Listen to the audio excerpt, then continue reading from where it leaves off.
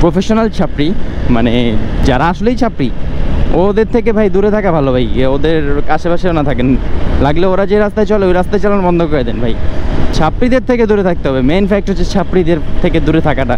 4B তো খারাপ না, এটা আপনারা ভালো করে জানেন। সো আর 4B সবচেয়ে বড় যেটা plus point 4 valve engine. So এটার জন্য এটার স্পিডটা একটু বেশি থাকে অন্যান্য তুলনামূলক বাইকগুলোর থেকে আর কি।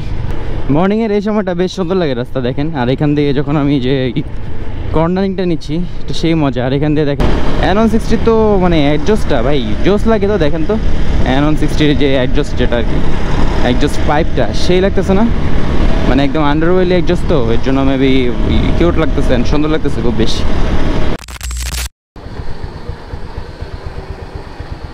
সময় হচ্ছে 6:25। গলার একটু তাও সকালে ঘুম থেকে উঠছি, এর জন্য একটু মনে হচ্ছে যে একটু ভার লাগতেছে, এটা আমি বুঝতেছি। আর বের হয়েছি সকালবেলা হচ্ছে একটু মর্নিং রাইড করার জন্য।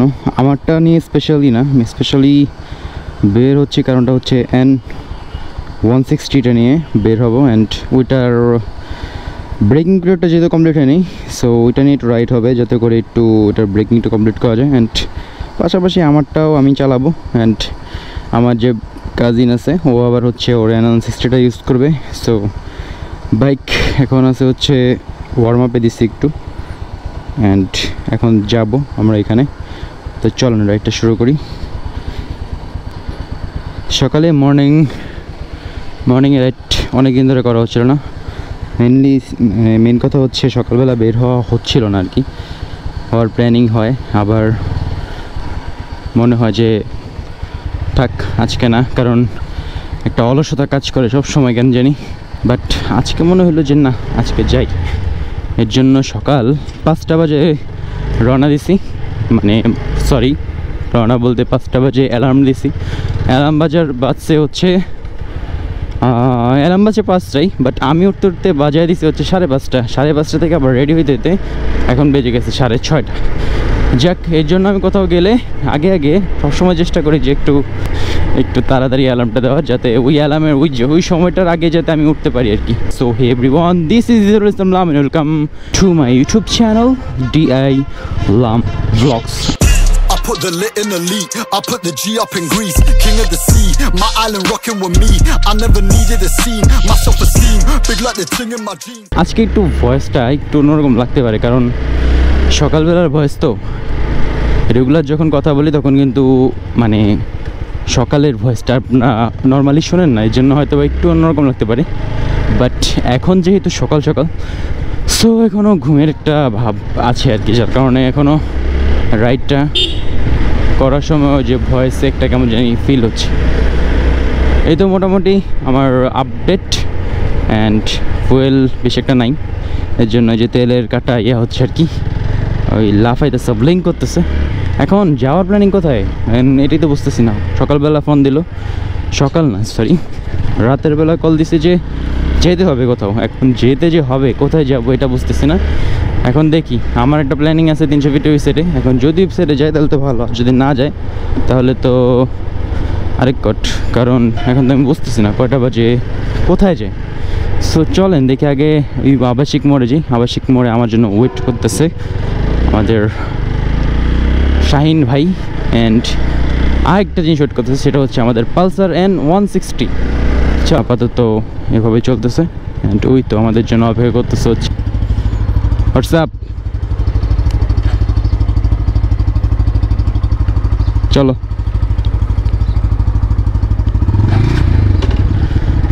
বাইকে তো ফ্রেশ একদম, কোনো ময়লা টয়লা নাই বাইকে, একদম ফ্রেশ। অল্প একটু আছে।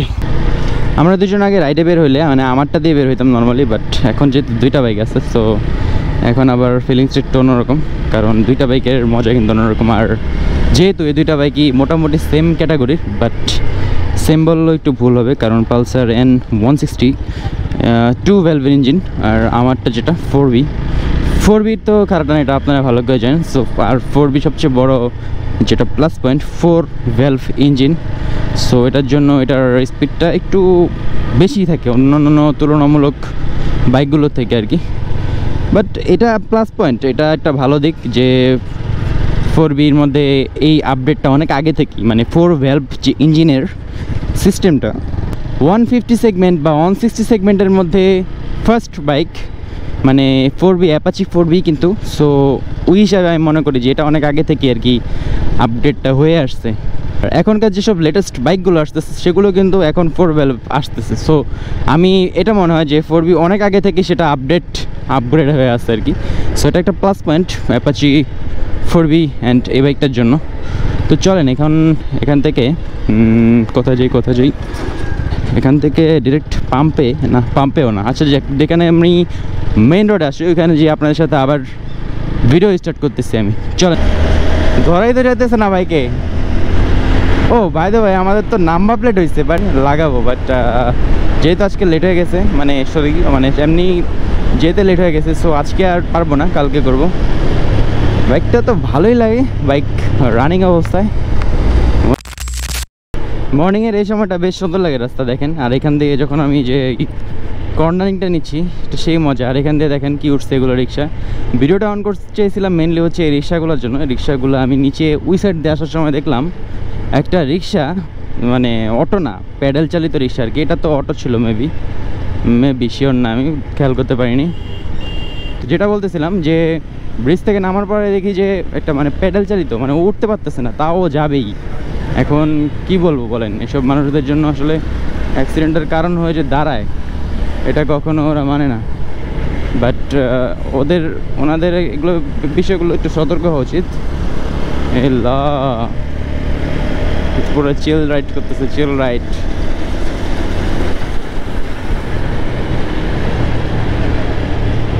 এক্সজস্টটা সুন্দর বাইকের, মানে আন্ডারওয়েলি এক্সজস্ট যেটা আর কি। চলান শর্ট করে আজকে ভিডিও বানাই, জায়গায় ভিডিও, আপনাদের প্রত্যেকটা ভিডিও দেখানোর জন্য ট্রাই করি আর কি। ব্রো আমার হচ্ছে 30-তে চালাইতেছে 300 ফিট রাস্তায়, পরে বললাম একটু স্পিডটা বাড়াও, কারণ এই রোডে 30 মানে বেশি কম হয়ে যায়। পরে স্পিড একটু বাড়াইলো, বাট এখন 60 আশেপাশে চলতেছে আর কি, 60। অ্যান্ড দুজনের বাইকে মোটামুটি 60তেই চলতেছে।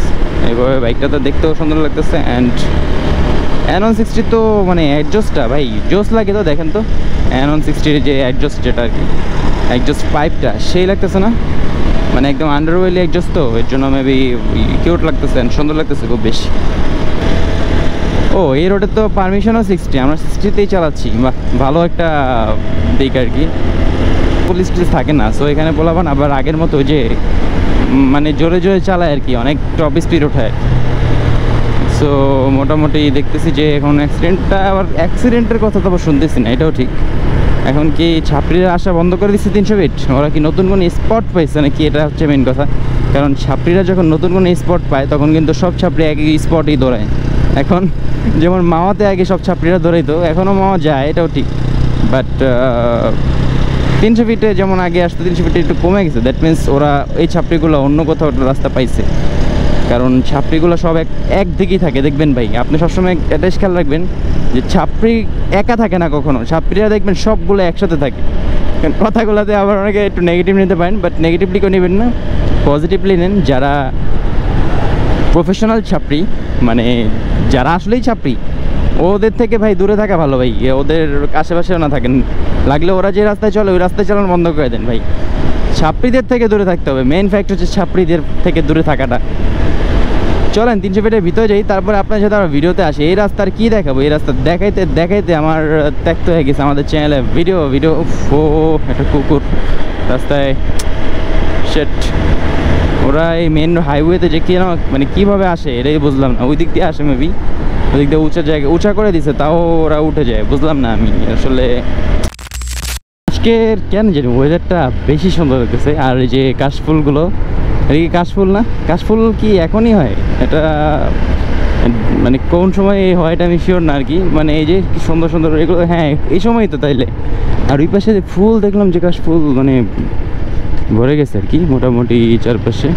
আর এই পাশে হচ্ছে দেখেন, এক পাশে কাশফুল আছে, এই পাশেও কাশফুল। বাহ, সব জায়গায় কাশফুল। আর এই পাশে ধান ক্ষেত, মানে এখানে মানুষ যারা মানে বসবাস করে তারা এই পাশে মোটামুটি চাষ করে আর কি।